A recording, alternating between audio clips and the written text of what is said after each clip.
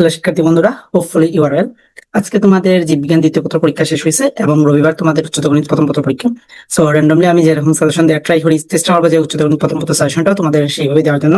এবং আমার সাজেশনের বেস বা ভিত্তি হচ্ছে গিয়ে যারা মফস্বল শহরের যারা মানে টপিকস গুলো সম্পর্কে জানেন না তাদের জন্য। যারা অ্যাডভান্স লেভেলের পোলাপান ওয়ান শট ক্লাস দেবেন, এতটা প্রশ্ন তাবে, এতটা ইয়ে তাবে, হ্যান ত্যান হাবি জাবি যারা ঘাটাঘাটি করেন, তোমাদের প্রতি রিকোয়েস্ট ভাই, আমার এখানে কোনো কিছুই পাবা না, হুদাই টাইম ওয়েস্ট হবে। যদি 10 মিনিটের ভিডিও হয় তাহলে 10 মিনিটও টাইম ওয়েস্ট হবে, 15 মিনিটের ভিডিও হলে 15 মিনিটও টাইম ওয়েস্ট হবে। তোমরা বিভিন্ন বড় বড় প্ল্যাটফর্ম গুলো আছে, ওইগুলোতে যাও, স্মার্ট বোর্ডের বিভিন্ন সুন্দর সুন্দর অ্যালগরিদমের ক্লাস দেখো, দেখে প্রিপারেশন, ঠিক আছে? আমারটা লাগবে না। ওকে, তার আগে কিছু কথা বলে নিই। কথাটা হচ্ছে গিয়ে আমাদের প্রশ্নের ভুল সম্পর্কে এই জিনিসপত্র। তো সেই বিষয় সম্পর্কে ফার্স্ট অফ অল ছোট্ট করে একটা বীজ দিয়ে দিই। দেখো, রসায়ন দ্বিতীয় পত্র তোমাদের প্রশ্নে ভুল হয়েছে, তারপরে পদার্থ প্রথম পত্রের প্রশ্ন ভুল হয়েছে, এবং উচ্চতর গণিত পরীক্ষা তো আমাদের সামনে, সব প্রশ্নে ভুল থাকতেই পারে, আই ডোন্ট নো। তো এখন ভুল প্রসঙ্গে পরীক্ষা হলে তো তুমি বুঝবা না যে এই প্রশ্নটা ভুল কি শুদ্ধ। ওকে, আমাদের কিন্তু বোঝার এতটাও মানে সময় নেই, বা এতটা আমরা বুঝতে পারি না বা ফিল করতে পারি। কেউ কেউ হয়তো বা বুঝতে পারে যে প্রশ্নের মধ্যে data missing actually.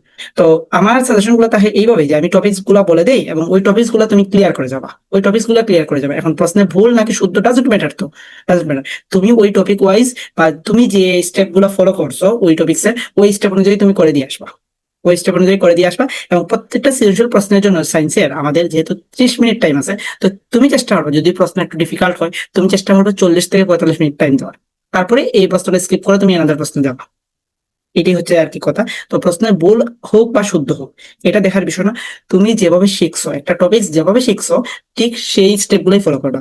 Like that, আমি যদি ম্যাট্রিক্স এর কথাই বলি, ম্যাট্রিক্সের বিপরীত ম্যাট্রিক্স, তো বিপরীত ম্যাট্রিক্স এর ক্ষেত্রে প্রথমে কি করতে হয়, আমাদের ওই ম্যাট্রিক্সের ডিটারমিনেন্ট অর্থাৎ নির্ণায়কের মান বের করতে হয়। দেন তার কি করতে হয়, অ্যাডজয়েন্ট করতে হয়। তো অ্যাডজয়েন্ট কিভাবে করি, প্রথমত আমরা সহগুণক ম্যাট্রিক্স বের করি, দেন ওই সহগুণক ম্যাট্রিক্সকে ট্রান্সপোজ করলে যে ম্যাট্রিক্সটা আসে সেটাই হচ্ছে অ্যাডজয়েন্ট ম্যাট্রিক্স। তারপরে কি করি, ওই অ্যাডজয়েন্ট ম্যাট্রিক্স কে তার নির্ণায়ক মানে মূল যে ম্যাট্রিক্স আছে সেই নির্ণায়ক দ্বারা ভাগ করলে যে রেজাল্ট আসে সেটাই তো আমাদের বিপরীত ম্যাট্রিক্স। তো তুমি এই স্টেপ গুলো যদি ফলো করো, এখন ডাটা মিসিং দেওয়া আছে নাকি কি দেওয়া আছে এটা তো দেখার বিষয় না, তুমি ওই স্টেপ অনুযায়ী করে দিয়ে আসবা। এখন ধরো তোমার ডাটা, ধরো তোমার সাপোজ তোমার মনে হয় যে পরীক্ষার ক্ষেত্রে ডাটা কোনো কিছু দেওয়া উচিত, তখন তুমি ধরবা যে সাপোজ মনে করি বা লেট আমরা ধরে নিলাম ওই ভ্যালুটা এক্স, ওই ভ্যালুটা ওয়াই, তুমি এক্স ওয়াই হিসাবে রেখে তুমি প্রশ্নটা একটু ডেরাইভ করে দিয়ে আসবা। এটাই হচ্ছে অ্যাকচুয়ালি লজিক্যালি বিষয় আসে আর কি। এখন এখানে টাকা দেয়া নাই, দেয়া নেই, মানে তুমি এই প্রসেসটা তুমি জানো যে তুমি এইভাবে করলে তোমার মানে আনসারটা মিলবে, সো তুমি এইভাবে করে দিয়ে আসবা। এখন যেহেতু ডাটা যদি বলতে হয় তাহলে তো ওকে ফাইন, তুমি পাবা, মার্কস পাচ্ছই। এই হচ্ছে আর কি ব্যাপার সেবার। তো চলুন আমরা আজকে উচ্চতর গণিত প্রথম পত্রের আমি প্রত্যেকটা অধ্যায়ের মোটামুটি সাজেশন দিয়ে দিব, এবং কোন কোন জিনিস আমি যদি এইচএস সাবমিশন হইতাম তাহলে কোন কোন জিনিস থেকে আমি আনসার করতাম সেই বিষয়টা একটু এলাবোরেট করে বলার চেষ্টা করবো।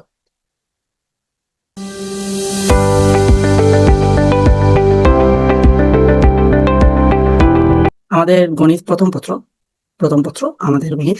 সো এই গণিত প্রথম পত্রের মধ্যে আমাদের অধ্যায় আছে 10টা। এর মধ্যে বিভাগ হচ্ছে আমাদের 2টা, ক বিভাগ এন্ড খ বিভাগ। তো ক বিভাগের মধ্যে কি আছে, আমাদের বীজগণিত আছে, বীজগণিত। তো এই বীজগণিতের মধ্যে অধ্যায় কোনগুলো আছে, আমাদের প্রথম অধ্যায় আছে, দ্বিতীয় অধ্যায় আছে, তৃতীয় আছে, চতুর্থ আছে, পঞ্চম আছে, দেন ষষ্ঠ না, সপ্তম না, অষ্টম আছে। অষ্টমকে তুমি ক খ দুইটার মধ্যে তুমি পালাইতে পারবা ইচ্ছা হলে। আচ্ছা, খ বিভাগের মধ্যে কি কি আছে, ষষ্ঠ আছে, সপ্তম আছে, তারপরে আমাদের নবম আছে, দশম। ওকে, অর্থাৎ খ বিভাগটা হচ্ছে আমাদের ক্যালকুলাস এন্ড ত্রিকোণমিতি, ক্যালকুলাস এন্ড ত্রিকোণমিতি, ত্রিকোণমিতি। তো এই যে জিনিসপত্র, যেহেতু আমি সৃজনশীলের মানে এই সাজেশন গুলো দিচ্ছি, তো হোপফুলি আমার টার্গেট, আমি তোমাদের মানে সবার ক্ষেত্রেই বলি, যাদেরকে আমি অফলাইনে পড়াইছি লাইক দ্যাট নর্মি বা সুপর্ণা, তো তাদেরকেও আমি বলছিলাম যে আমি ফার্স্ট পেপার আমার টার্গেট থাকবে সৃজনশীলের মধ্যে 40+ পাওয়া, 40+ পাওয়া। এখন কিভাবে 40+ হইতে পারে, আমি যাদেরকেই পড়াইছি আমার কাছে সবচেয়ে সহজ অধ্যায়, খ বিভাগের ক্ষেত্রে প্রথমে শুরু করি, সবচেয়ে সহজ হচ্ছে আমার কাছে অন্তরীকরণ। এবং আমি এই যে যে দুইটাকে পড়াইছি ওই দুইটাকেও আমি অন্তরীকরণটাই সাজেশন হিসেবে দিচ্ছি, যে তুমি এখানে ষষ্ঠ অধ্যায় পারো না, সপ্তম অধ্যায় পারো না, দশম অধ্যায় পারো না, কোনো সমস্যা নাই, বাট অন্তরীকরণটা মিস দেওয়া যাবে না, অন্তরীকরণটা পারতে হবে। কি জন্য আমি বলছি যে অন্তরীকরণটাই পারতেই হবে বা অন্তরীকরণটা মিস দেওয়া যাবে না, কারণ অন্তরীকরণের বেসিক যে ফর্মুলাগুলো, এই বেসিক ফর্মুলাগুলো যদি আমরা পারি তাহলে অন্তরীকরণ কিন্তু মিলাইতে পারা যায়, মানে মিলানো যায়। আচ্ছা, তাহলে যুগজীকরণের সমস্যাটা কি, যুগজীকরণের সমস্যা হচ্ছে তুমি সব ফাংশনে কিন্তু চাইলেই ধুমধাম করে যুগজীকরণ করতে পারবা না, ধুমধাম করে যুগজীকরণটা করতে পারবা। ফার্স্ট অফ অল ফাংশনটাকে তোমাকে ক্রিয়েট করে নিতে হবে যুগজীকরণের ওয়েতে, দেন তোমাকে করতে হবে। বাট অন্তরীকরণ ক্ষেত্রে এটা লাগে না, কিন্তু অন্তরীকরণ বেসিক যে ফর্মুলাটা x⁴n, এটা দিয়ে মোটামুটি ট্রান্সফার করা যায়, বা তোমার সাইন তাক কস তাক এগুলোর যে বেসিক যে ফর্মুলাগুলো আছে এই ফর্মুলা দিয়ে অন্তরীকরণ করা যায় এবং শেষমেশ গিয়ে তোমার মিলে যায়। বাট যুগজীকরণের ক্ষেত্রে এটা কিন্তু করা যায় না, তোমাকে ত্রিকোণমিতি ওয়াই অ্যাপ্লাই করতে হয়, হ্যান তেন হাবি জাবি অনেক কিছু করতে হয়। আর ষষ্ঠ এবং সপ্তম অধ্যায়, আল্লাহ দিলে তো আর মোটামুটি ঠিকই আছে, ফর্মুলা টর্মুলা পারলেও দেখা যায় যে কিতা আমরা মিলে না আর কি, সিলেটি ভাষায় কইলাম। যাই হোক, কারণ মোটামুটি আমি আমার এই যে সাজেশন গুলা এগুলা যারা সিলেটি বা মৌলভীবাজারে আছে এরাও দেখো, তো যারা নন সিলেটি আছে তারা যদি একটু বুঝতে কষ্ট হয় তাহলে একটু অ্যাডজাস্ট করে নিবি। আচ্ছা যাই হোক, তো এই হচ্ছে আর কি ব্যাপার সেবার। তো নবম অধ্যায় ইম্পর্টেন্ট। তো নবম অধ্যায়ের মধ্যে কি কি থাকতে পারে দেখো, নবম অধ্যায়ের ক্ষেত্রে গতানুগতিক ধারা যদি আমি বলি সাজেশনটা, নবম অধ্যায়ের ক্ষেত্রে প্রথমত 2 মার্কসের আসতে পারে লিমিটের জিনিসপত্র, লিমিট থেকে 2 মার্কসের আসতে পারে। এখন যদি স্যার চায় যে লিমিট থেকে তোমার 2 মার্কসের না, লিমিট থেকে সে 4 মার্কসের দিবে, তখন দেবা হতে গিয়ে 1 এবং 2 দুইটা পার্শিয়াল করে দুইটা লিমিটের মেথ দিয়ে দিয়েছে 2 2 4, এই হচ্ছে বিষয়। বাট লজিক্যাল লিমিট থেকে তোমার 2 মার্কসের দেয়, হইতে পারে লিমিটের যে ফর্মুলাগুলো আছে ওই যে অনুপাত রেশিও টেশিও এগুলো একটু দেবা লিমিটের।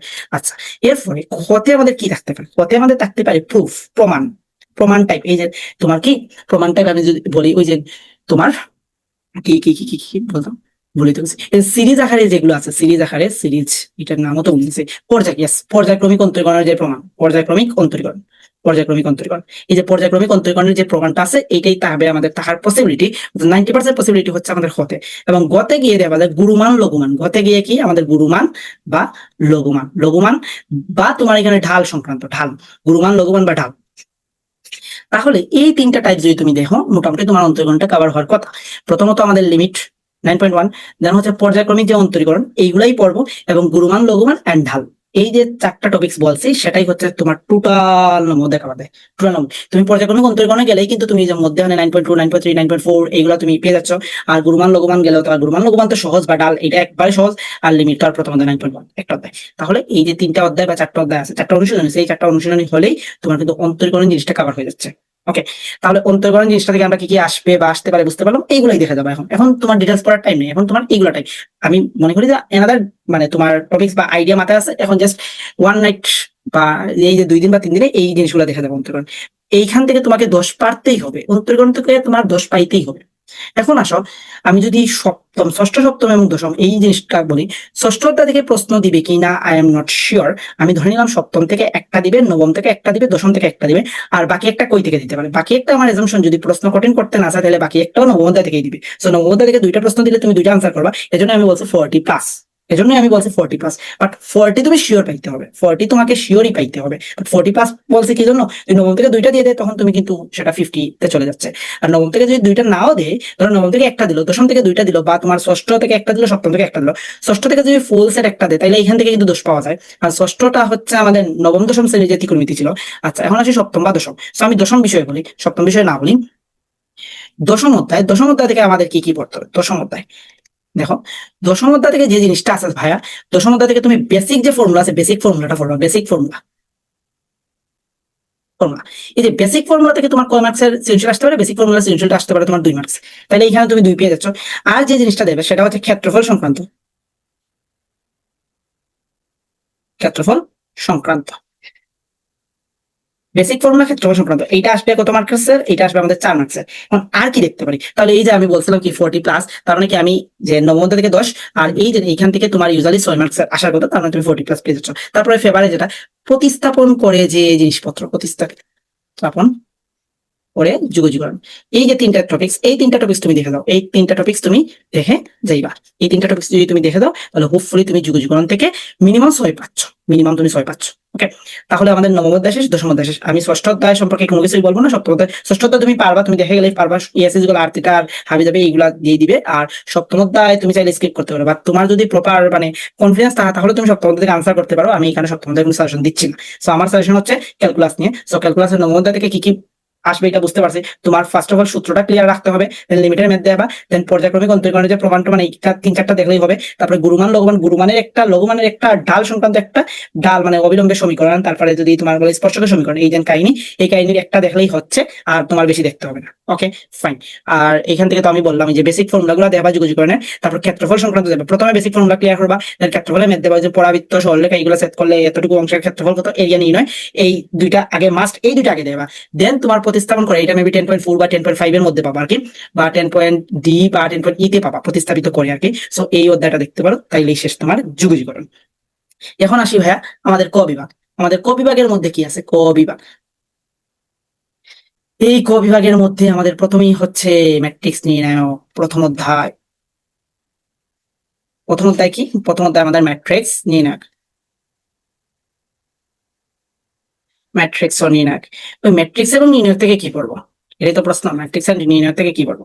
এখান থেকে তোমাকে 10 পাইতে হবে, কারণ আমরা শুরুই করি ম্যাট্রিক্স এন্ড নির্ণায়ক দ্বারা। সো এখান থেকে 10 না পাইলে তো আমাদের জন্য লজ্জা। ওকে, চোখগুলো যাই বলো না, হ্যাঁ। সো এইখান থেকে প্রথম প্রথম যে কাজটা হচ্ছে ব্যতিক্রমী ম্যাট্রিক্স, ব্যতিক্রমী ও অব্যতিক্রমী ম্যাট্রিক্স। ম্যাট্রিক্স এটা 2 মার্কসের মধ্যে আসতে পারে, যে এ এর কোন ভ্যালুর জন্য ম্যাট্রিক্সটা ব্যতিক্রমী হবে নাকি অব্যতিক্রমী হবে সেটা ফাইন্ড আউট করো। তো ব্যতিক্রমী মানে কি? ওই ম্যাট্রিক্সের নির্ণায়কের মান 0। ওকে, ব্যতিক্রমী ম্যাট্রিক্স এন্ড অব্যতিক্রমী ম্যাট্রিক্স, এইটা আসতে পারে আমাদের 2 মার্কসের জন্য। তারপরে আমি যদি দ্বিতীয় টপিকসটা বলি, দ্বিতীয় টপিকসটা হচ্ছে বিপরীত ম্যাট্রিক্স। বিপরীত ম্যাট্রিক্স, ম্যাট্রিক্স, বিপরীত ম্যাট্রিক্স, বিপরীত ম্যাট্রিক্স। তারপরে তৃতীয় যে টপিকসটা হয়, তৃতীয় টপিকসটা হচ্ছে আমাদের গুণ, ম্যাট্রিক্সের গুণ, গুণ করা। এই টাইপটা দেখে যাবা, মানে দুইটা ম্যাট্রিক্সের গুণ করা আর কি। তারপরে বিপরীত ম্যাট্রিক্স হলো, ব্যতিক্রমী ম্যাট্রিক্স হলো, অব্যতিক্রমী ম্যাট্রিক্স গেল। সো বিপরীত ম্যাট্রিক্স বলো বা ম্যাট্রিক্সের গুণ বলো, এই সংক্রান্ত যদি আসে ভাই, এই সংক্রান্ত আসলে কিন্তু তোমার 4 মার্কসের আসবে। এই যে দুটো টপিক্স, এই টপিক্স থেকে 4 মার্কসের আসতে পারে। তারপরে হচ্ছে তোমার নির্ণায়ক, নির্ণায়ক।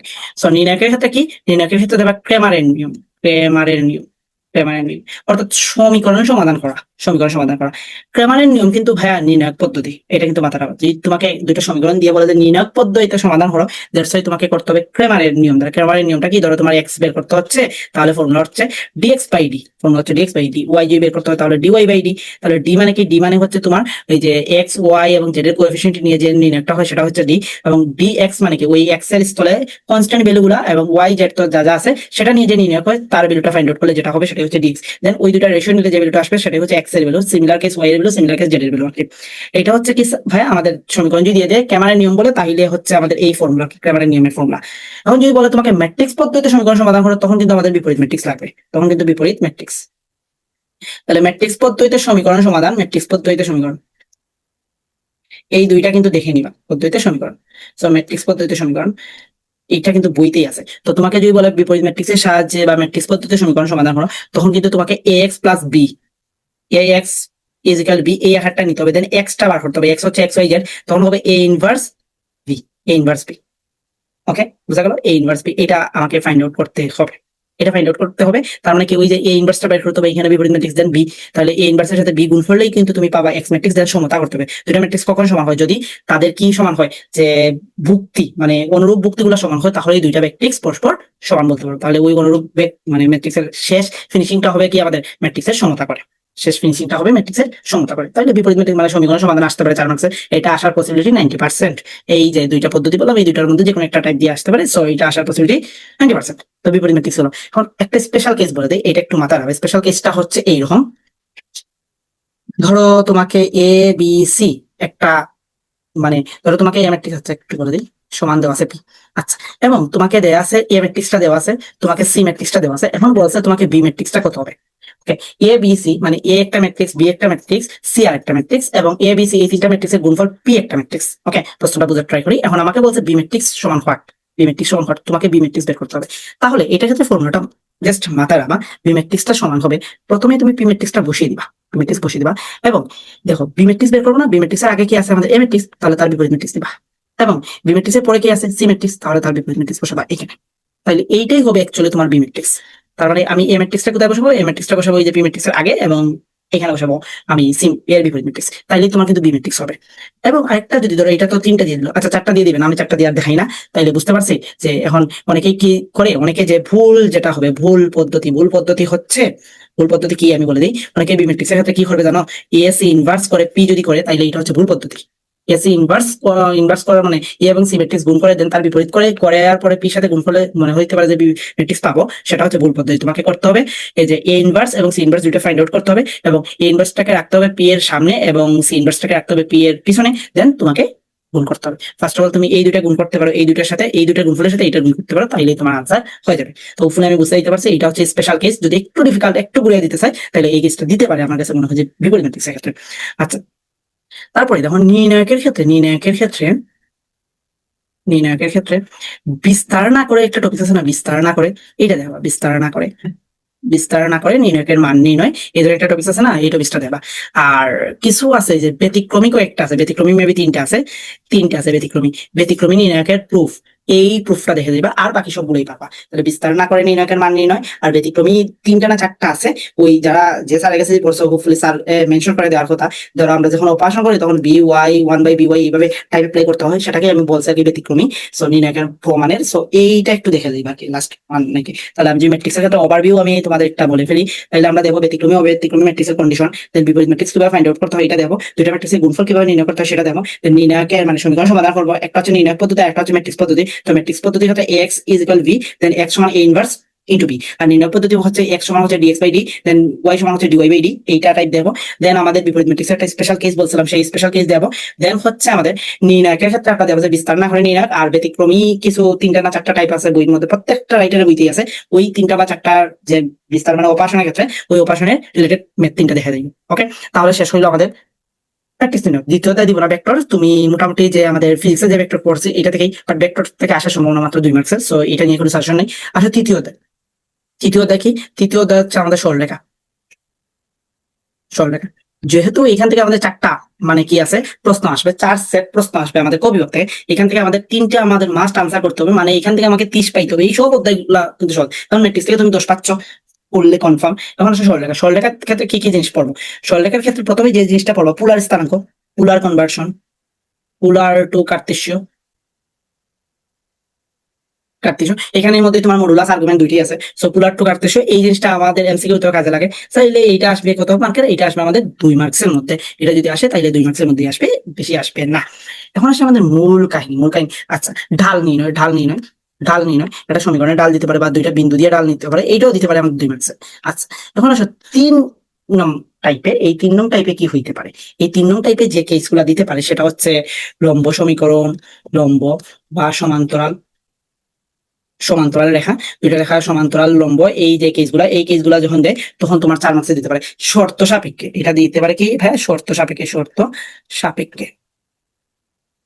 শর্ত সাপেক্ষে যারা একটা বিন্দুগামী গেছে ওই রেখা লম্ব রেখা সমীকরণ নির্ণয় করে এইভাবে একটু ঘুরিয়ে টুরিয়ে দিতে পারে, শর্ত সাপেক্ষে এইটা দিতে পারে। দেন আমাদের কাজে লাগতে পারে লম্ব দূরত্ব, যদিও লম্ব দূরত্ব আমাদের কাজে লাগবে সরলরেখা থেকেও বেশি কাজে লাগবে আমাদের বৃত্ততে। লম্ব দূরত্ব এটা বৃত্ততে বেশি কাজে লাগবে, বৃত্ততে। তারপরে 5 নম্বর যে টপিক্সটা আছে ভাইয়া, 5 নম্বর টপিক্সটা হচ্ছে তোমার সূক্ষ্ম বা স্থূলকোণের সমদ্বিখণ্ডকের সমীকরণ, কোণের সমদ্বিখণ্ড সমদ্বিখণ্ড সমদ্বিখণ্ডকের সমীকরণ, সূক্ষ্ম বা স্থূলকোণের সমদ্বিখণ্ডকের সমীকরণ সংক্রান্ত আর কি। এটা হচ্ছে 5 নম্বর টপিক্স। আমাদের 6 নম্বর টপিক্স কি ভাই? 6 নম্বর টপিক্সটা হইতে পারে আমাদের যে সূক্ষ্মকোণ বা স্থূলকোণ নির্ণয়, সূক্ষ্ম বা স্থূলকোণ নির্ণয়, স্থূলকোণ নির্ণয়। তাহলে আমরা কি কি টপিকস পাইলাম? পোলার বা কার্তেশীয় স্থানাঙ্ক, কনভার্সেশন যেটা আছে, দেন ঢাল নির্ণয় সংক্রান্ত, দেন শর্ত দিয়ে দিবে কোন বিন্দুগামী কোন একটা সমান্তরাল রেখা সমীকরণ নির্ণয় করে এই টাইপের, দেন লম্ব দূরত্ব, এটা বেসিক্যালি আমাদের বৃত্ততে কাজে লাগবে। দেন হচ্ছে সূক্ষ্ম বা স্থূলকোণের সমদ্বিখণ্ডকের সমীকরণ, এইটা একবারে লাস্ট চ্যাপ্টার 3.7 রূপন্তি বই অনুসারে সেটা হচ্ছে 3.7। দেন হচ্ছে আমাদের 6 নং টপিক যেটা হইতে পারে দুইটা সরলরেখার অন্তর্ভুক্ত যে কোণ আছে, অন্তর্ভুক্ত কোণ 2 ধরনের হয়, একটা হয় সূক্ষ্মকোণ, না হয় স্থূলকোণ। তাহলে তোমাকে স্পেসিফিক বইলা দিলে তো স্পেসিফিক তুমি করবা, আর যদি স্পেসিফিক না বললে যদি বলে অন্তর্ভুক্ত কোণ বের করো তাহলে কিন্তু তোমাকে দুইটাই বের করতে হবে। এখানে কিন্তু প্লাস মাইনাসের বিষয় আছে, সূক্ষ্ম বা স্থূলকোণের সমদ্বিখণ্ডকের ক্ষেত্রে কিন্তু প্লাস মাইনাসের বিষয় আদি আছে।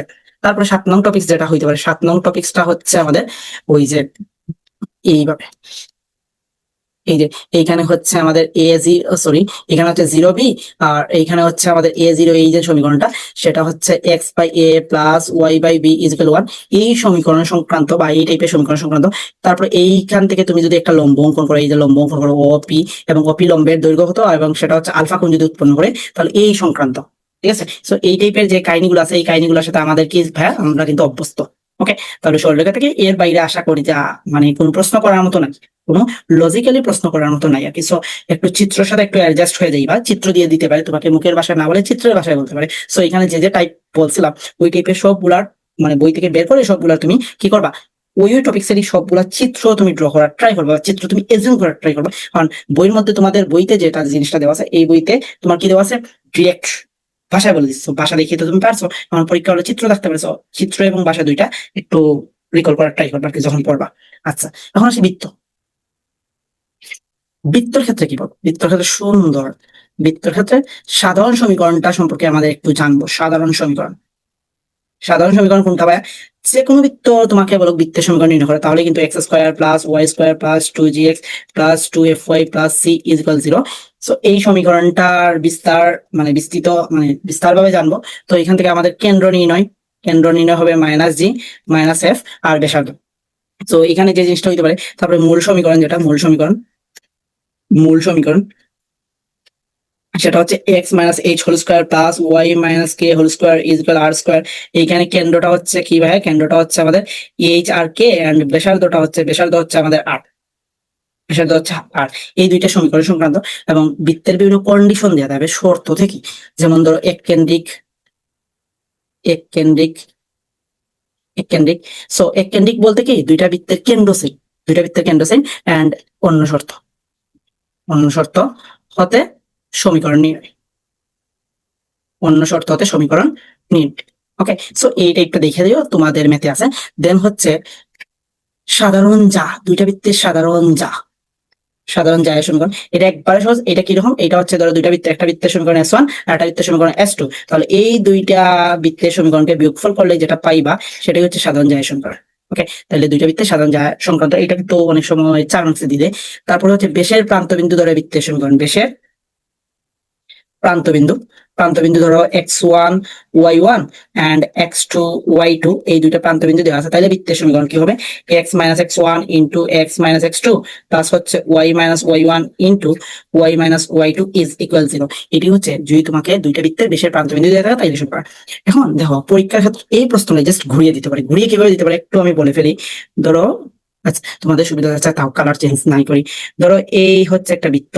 আচ্ছা, বৃত্তের এইখানে ধরলাম আমি কেন্দ্র। ওকে, কেন্দ্র ধরলাম। তাহলে তোমাকে ঘুরিয়ে কিভাবে দিতে পারে আমি একটু বলে ফেলি। ধরো এই যে একটা প্রান্তবিন্দু দেওয়া আছে, ধরো x1 y1 দেওয়া আছে এবং তোমাকে এইটা দিয়ে দিছে ধরো এক্স ওয়াই দিয়েছে। এখন তুমি যদি ধরো তুমি জানো কি যে প্রান্তবিন্দু যদি দেওয়া থাকে তাহলে তুমি কি করতে পারবা? বৃত্তের সমীকরণটা ইজিলি এখান থেকে বের করতে পারবে। সো এই যদি প্রসেস দেওয়া থাকে, ধরো বৃত্তের কেন্দ্র দেওয়া আছে আর একটা বিন্দু দেওয়া আছে, বেশি একটা প্রান্তবিন্দু দেওয়া আছে, তাহলে অপর প্রান্তবিন্দু দেওয়া নেই। তাইলে এখন অপর প্রান্তবিন্দু তুমি কিভাবে বের করতে পারো? অপর প্রান্তবিন্দু আমরা বের করতে পারবো ভাইয়া। এইটা কিভাবে বের করতে পারবো? দেখো এইখানে ধরো তুমি x2 y2 এটাই তো বের করবা। তাহলে দেখো x1 y1 এবং x2 y2 এই দুইটা বিন্দুর মধ্যবিন্দু না xy, তাহলে মধ্যবিন্দু সমীকরণ অ্যাপ্লাই করলে কিন্তু তুমি অপর প্রান্তবিন্দুটা পেয়ে যাবে x1 প্লাস x2 বাই হচ্ছে 2। এটা কিন্তু সরলরেখাতে আসলে, সরলরেখাতে কিন্তু অন্তর্বিভক্ত বহির্বিভক্ত আমি বলি নাই, কারণ এইগুলার অ্যাপ্লাই তোমার এইখানে লাগবে আর কি। তো y1 প্লাস y2 বাই হচ্ছে 2। সো এইখান থেকে তুমি কিন্তু এই ইকুয়েশন অ্যাপ্লাই করলে তুমি x1 y1 মানে x2 y2 পেয়ে যাবে। ওকে, কারণ তোমার x গিভেন দেওয়া আছে, x1 গিভেন দেওয়া আছে, y1 দেওয়া আছে, y গিভেন দেওয়া আছে, এটা পাবা। বা এটাকে অন্যভাবে করতে হবে, তোমাকে কেন্দ্র দেওয়া দিছে আর কেন্দ্র এবং বেশের যে প্রান্তবিন্দু আছে এর মধ্যবর্তী ডিস্টেন্সটা কি? আমাদের ব্যাসার্ধ। তাহলে তুমি কেন্দ্র জানো, ব্যাসার্ধ জানো, বৃত্তের সমীকরণটা হবে আমাদের এই যে মূল সমীকরণ যেটা। ওকে, তো কেন্দ্র দিয়ে দিলে আমি একটা কথা বলে ফেলি, কেন্দ্র দিয়ে দিলে যদি তোমাকে বৃত্তের সমীকরণটা বের করার কথা বলে তাহলে অলওয়েজ মূল সমীকরণ দ্বারাই করবা। শুধু ব্যাসার্ধটা ফাইন্ড আউট করলে কিন্তু তোমার আনসারটা হয়ে যাবে। আর যদি ধরো কেন্দ্র ব্যাসার্ধ দুইটাই মধ্যে কোনটাই দেয়া নাই, তখন সাধারণ সমীকরণ দিয়ে তুমি জি এফ সি এর ভ্যালুটা বের করবা, দেন ফর্মুলা সলভ করবা। ওকে, কেন্দ্র গিভেন দেওয়া আছে, মূল সমীকরণ দ্বারাই করবো, তাহলে আমাদের সমীকরণটা তাড়াতাড়ি মিলবে। তুমি সাধারণ সমীকরণ দ্বারা করতে পারো, বাট দুইটার মধ্যে তাড়াতাড়ি মিলবে মূল সমীকরণ দ্বারা। আর যদি কেন্দ্র ব্যাসার্ধ কোনটাই দেওয়া থাকে না, স্পেশাল কেন্দ্র যদি দেওয়া না থাকে, তাহলে অলওয়েজ আমরা সাধারণ সমীকরণ দেবো। ক্লিয়ার? কেন্দ্র দেওয়া আছে মূল সমীকরণ, কেন্দ্র দেওয়া নাই সাধারণ সমীকরণ।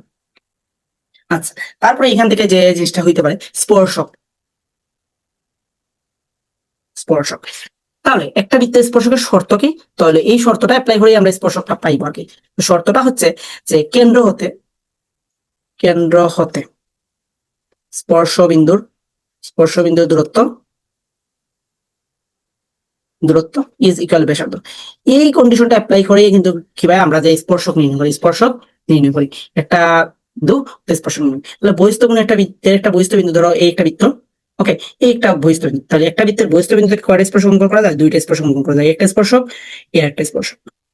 ওকে, স্পর্শক। আচ্ছা, সো এবং এইটা হচ্ছে আমাদের কি হয়? এইটা হচ্ছে আমাদের ধরলাম এটা পি বিন্দু, এটা হচ্ছে তোমার এ বিন্দু, এইটা হচ্ছে তোমার বি বিন্দু।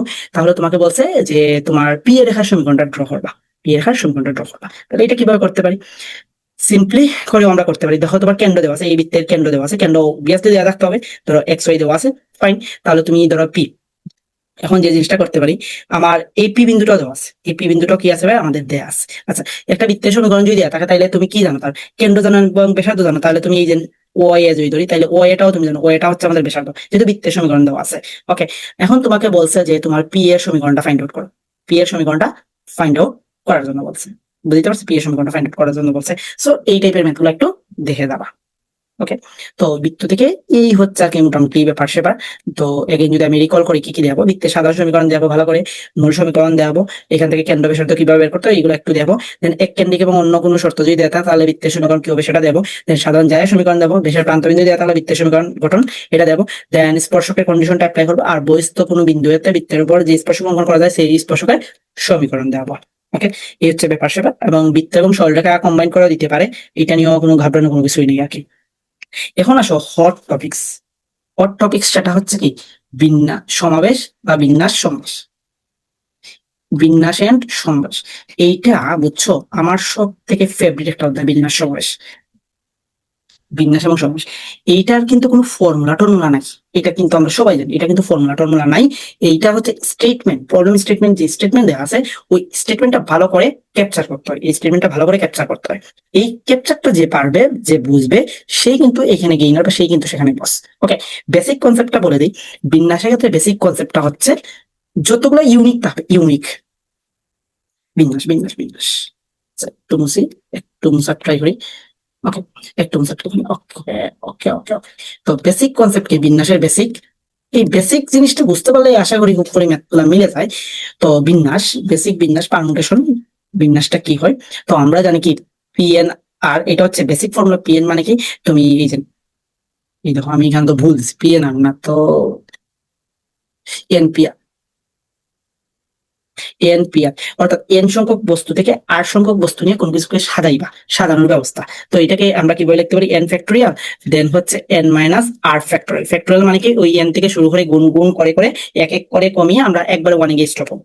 ওকে, সো এখান থেকে যে জিনিসটা আসতে পারে 2 মার্কসের মধ্যে, এই ধরো তোমার এনপিআর ইজ ইকুয়াল সামথিং একটা দেয়া, তাহলে এখান থেকে এন এর ভ্যালু আর এর ভ্যালু ফাইন্ড আউট, এই সংক্রান্ত জিনিসপত্র বের হইতে পারে। এন বা আর এর মান নির্ণয় আর কি, মান নির্ণয় এটা 2 মার্কসের মধ্যে আসতে পারে, মান নির্ণয় 2 মার্কসের মধ্যে আসতে পারে, একটু বলে দিলাম আর কি। আচ্ছা, এখন যে জিনিসটা হচ্ছে ফান্ডামেন্টাল যে জিনিস, বিন্যাসের যে ম্যাথগুলা, সেই ম্যাথগুলোর মধ্যে কি কি আছে, সেই ম্যাথগুলোর মধ্যে আছে ভাইয়া, সেই ম্যাথগুলোর মধ্যে দেখো ইউনিক যেগুলো আছে, শব্দ গঠন।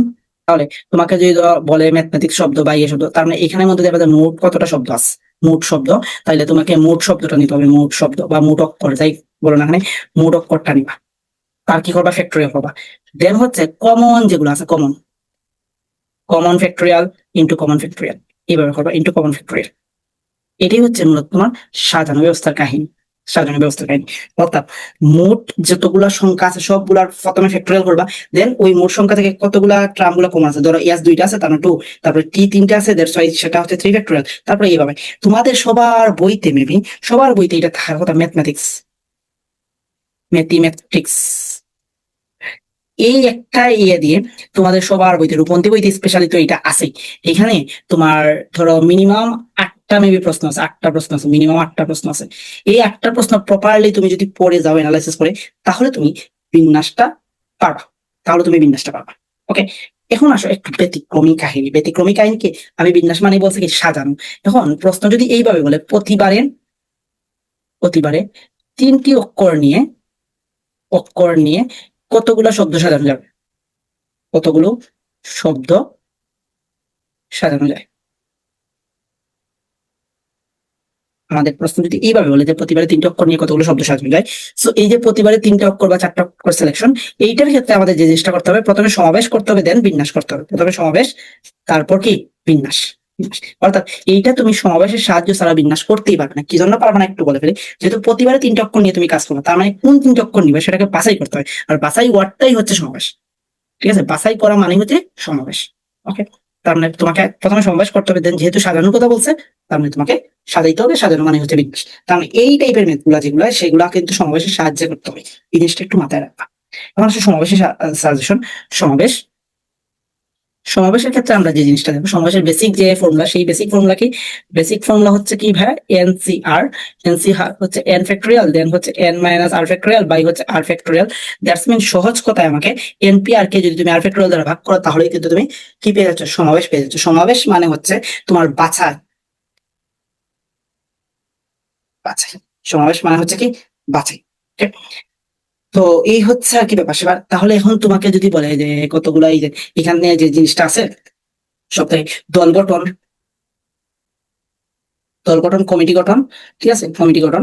তারপরে এই যে ক্রিকেট খেলায়, ক্রিকেট খেলার দেওয়া একটা মেথ আছে, তুমি টিম গঠন, টিম বাছাই, ক্রিকেট খেলার টিম বাছাই। যে একটা ধরো তোমার 14 জন আছে, প্লেয়ার আছে, 14 জন প্লেয়ার আছে, এইখান থেকে তোমাকে বললো যে মিনিমাম একজন তোমার উইকেট কিপার, তারপরে 4 জন বোলার, 5 জন এগুলা নিয়ে কতভাবে তুমি টিমটা গঠন করতে পারবা বা টিমটা বাছাই করতে পারবা, এই সংক্রান্ত যে ম্যাথ গুলো আছে এই ম্যাথ গুলো একটু দেখবা। আর আরেকটা দেখবা যে পতাকার সংখ্যা, পতাকার সংকেত প্রদান, পতাকার সংকেত প্রদান। তাহলে এই যে টাইপ গুলো আছে এই টাইপ গুলো তুমি যদি দেখো মোটামুটি তোমার বিন্যাস সমাবেশ কাভার হয়ে যাবে। এগেইন রিপিট করছি, বিন্যাস সমাবেশের ক্ষেত্রে তোমার প্রবলেম স্টেটমেন্টটা বোঝা জরুরি। দুঃখিত, তোমাদের ক্লাসের মধ্যে আমাদের লোডশেডিং হয়ে গেছে। যাই হোক, তো এখানে যে জিনিসটা বলছিলাম, বিন্যাস সমাবেশের ক্ষেত্রে আমাদের প্রবলেম স্টেটমেন্টটা বোঝা জরুরি। বিন্যাস সমাবেশের ক্ষেত্রে আমাদের যে কোনো নিয়ম বা তুমি যে সূত্র শিখে যাবা আর পারবা এমনটা কিন্তু না। ওকে, এখন আসি ফাংশন। ফাংশনের ক্ষেত্রে খুব বেশি কঠিন কোনো কিছু আসার নাই। সেখানে দেখবা ডোমেন রেঞ্জ, ক্লাস 9-10 যা পড়ছে একটা ডোমেন রেঞ্জ, তারপরে গ্রাফ, ফাংশনের গ্রাফ আছে। গ্রাফের ক্ষেত্রে তুমি টেনের গ্রাফ দেখতে পারো, সাইনের গ্রাফ দেখতে পারো, তো তারপর তুমি কটের গ্রাফ দেখতে পারো, কজের গ্রাফ দেখতে পারো ফাংশনের ক্ষেত্রে। এই হচ্ছে আর কি ব্যাপার সেপার। তো ফাংশনের ডোমেন রেঞ্জ দেখবা, গ্রাফ দেখবা, আর ফাংশনের পর্যায় দেখতে পারো, পর্যায়কে ওই যে ত্রিকোণমিতিক ফাংশনের পর্যায় কত, হ্যান কত, ত্যান কত, এই 3টা টপিক দিলে ফাংশন মোটামুটি কভার হয়ে যাবে। ফাংশন থেকে এইগুলাই দেয় বা ইউজুয়ালি এইগুলাই দিয়েছে। বা তোমার বিপরীত ফাংশন নির্ণয়, বিপরীত ফাংশন, এগুলা জাস্ট ফাংশন সাজেশনটাই হচ্ছে বিপরীত ফাংশন, এগুলো আর কি ক্লাস 9-10 যা পড়ছে। তো আমার কাছে হট টপিক্স এর মধ্যে আমি যদি বলি কোন 3টা, যেহেতু আমাকে 3টা দিতে হবে, 3টার ক্ষেত্রে প্রথমেই বলবো ওই ম্যাট্রিক্স নির্ণয় থেকে প্রশ্ন থাকবে। এই যে ম্যাট্রিক্স নির্ণয় থেকে প্রশ্ন থাকবে, অর্থাৎ প্রথম অধ্যায় থেকে আমি এখানেই লিখে দিই। ওকে, 3টা প্রশ্ন আমি কোন 3টা সিলেক্ট করবো, কোন 3টা দেওয়া উচিত, প্রথম অধ্যায় আমরা দিব। ওকে, প্রথম অধ্যায় আমরা দিব। তারপরে যদি ভেক্টর থাকে ভেক্টর দিব, ভেক্টর তো তোমরা পারবা, ভেক্টর তাহলে ভেক্টর দিব। তাহলে ভেক্টর যদি না থাকে ভাইয়া তৃতীয় অধ্যায় দিব, তৃতীয় অধ্যায় দিব। আর কি দিব, আর আমরা দিব ধরো চতুর্থ অধ্যায় তাহলে চতুর্থ অধ্যায়, পঞ্চম অধ্যায় তাহলে পঞ্চম অধ্যায়, চতুর্থ আর পঞ্চম। এই যে 4টা অধ্যায় থেকে, এই 4টা অধ্যায় থেকে আমরা 3টা প্রশ্ন দেওয়ার ট্রাই করবো। আর যদি ফাংশন যদি পারি তাইলে দিলাম। তো মোটামুটি এই যে ক বিভাগ, ক বিভাগের ক্ষেত্রে আমি ধরে নিলাম তুমি 30 পাচ্ছ, অবিভাগের ক্ষেত্রে তুমি পাচ্ছ কত, 10, এবং 10+, 10 মিনস 10+, যেখানে আমি ক্যালকুলাস এগুলা যা বলছি উপরে এগুলা থেকেই আসবে। আর ওই যে প্রথমেই তো আমি বলে দিচ্ছিলাম যে প্রশ্নের ভুল, তুমি প্রশ্ন তো তুমি দেখো না, প্রশ্নের ভুল কি শুদ্ধটা জানবে, তুমি যে নিয়ম করছো, এই যে বললাম বিপরীত ফাংশনের যে নিয়মটা শিখছো বিপরীত ম্যাট্রিক্সের, বা তুমি যে ডোমেন রেঞ্জ, বা তুমি বলো যে এই যে গুরুমান লঘুমানের যে নিয়ম, ওই স্টেপ গুলো তুমি অনুসরণ করে করে তুমি ম্যাথ করে দিয়ে আসবা। তোমার পণ্ডিতগিরি করে তোমার ম্যাথ কারেকশন করার কোনো দরকার নেই। ওকে, এই স্টেপ গুলো ফলো করে করে তুমি সলভ দিয়ে আসবা, তাইলে হোপফুলি তুমি একটা ভালো একটা রেজাল্ট পাবা। ওকে, তো এই ছিল মোটামুটি মানে উচ্চতর গণিত প্রথম পত্র সেশন। আর যদি কোনো কিছু জানার থাকে ইয়ে থাকে র্যান্ডমলি আমাকে নক করতে পারো বা কমেন্ট করতে পারো। তো বেস্ট অফ লাক।